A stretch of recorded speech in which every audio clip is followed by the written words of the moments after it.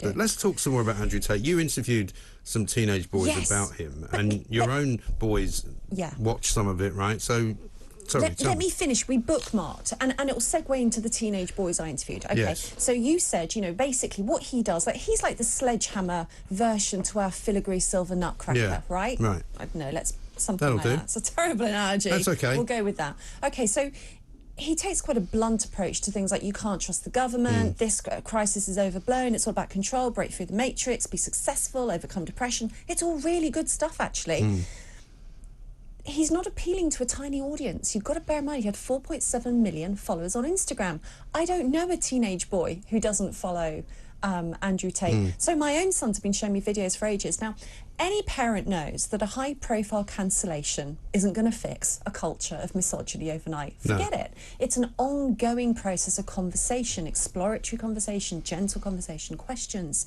So he's actually said a lot of things that my sons have found inspiring and I consider to be positive. He also says things that I consider to be less positive. I think his brother might run a webcam business. So that's led into a big conversation about prostitution, about webcam work, about politics, about power. It's been useful. But do you worry that his influence on your children, for example, would include the fact that they might then take up his views of women? Because there's no doubt that he is very disparaging and dismissive of women, right? And, you know, obviously as parents it's our job to make sure that doesn't sit with their points of view, but it can do. Okay, a couple of things. First of all, people really underestimate kids all the time. I go to schools, I do school talks. I think this generation are incredibly media savvy, media literate. They're intelligent. We shouldn't underestimate them.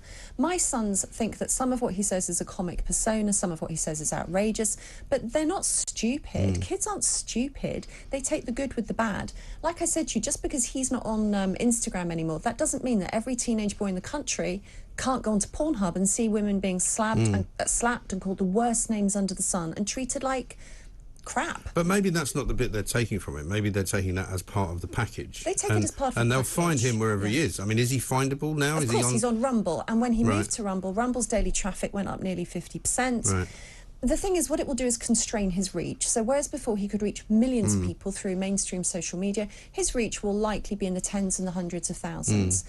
The thing is, you can take him off... So will he make less money then? Probably, ultimately, but he's already extremely wealthy. The thing is, you can take him off social media. You have not made the world a safer place. What you've done is, in effect, radicalise a generation of young men. They were not radicalised by his message. I tell you what they're radicalised by. They are incredibly cynical about why he's been removed from social media. I interviewed several teenage boys about this. What they think is that Andrew Tate was too powerful, and they recognise that governments have people removed from the internet they don't like, and they are not wrong, because we know there are misinformation units. Nadine Dorries even said in the House of Commons that the government rings up the tech platforms and asks them to take content down. They know that this is how this happens. So what you have is a generation of young men who know that there's been a blow against free speech. Andrew Tate's messages don't trust the government. All this will do is reinforce that. That hunger they have for a hero won't go anywhere. They still need heroes. This disenfranchised generation of young men hasn't learned anything positive about his deplatforming. What he needed was sunlight. What he needed was debate. He needed his worst ideas challenged. He didn't need to be martyred. And if you look at his new videos, he says he's been martyred. So the hundreds of thousands, about 500,000 people who'll go and watch that video, hear him saying he's been martyred. And all of the things that he argues for, however, in the way of the modern sort of media that we now have, debate isn't really a thing, is it? You know, Russell Brand makes videos. It's basically Russell Brand talking to a camera in the same way that I presume Andrew Tate does that. They're not really interested in debate. They're interested in influencing people. So with debate, you don't do that, because with debate, you make people think. What he's doing is making people just believe what he tells them somehow. Maybe. I didn't speak to anyone who seems to fall under his kind of incel manosphere sway. That's not the impression I got, although there might be people that happens to. But what I'm saying is there's plenty of other content out there that does that. You know, you can go onto almost any social media platform and you can find a supposedly progressive video telling a gender non-conforming young girl it's okay to cut her breasts off. That apparently is not misogynistic. It is mind-boggling. You can go on any social media platform, you can look up J.K. Rowling, and you will find exhortations comes to burn, mutilate, kill and humiliate women, standing up for women. There is plenty of misogyny on the internet. In fact, I'd say the internet is awash with misogyny. Like I said, I don't think he touched the sides. The fact is he was powerful, he had an anti-government message, and young men take that away from his deplatforming. Yeah, because the thing is, by deplatforming people, as you've said before, it doesn't change anything. I mean, Donald Trump lost his Twitter account. He's probably more popular in America now than he ever was. Because the people who like him will continue to like him. You're not going to stop people liking someone just because they're not on Twitter, are you?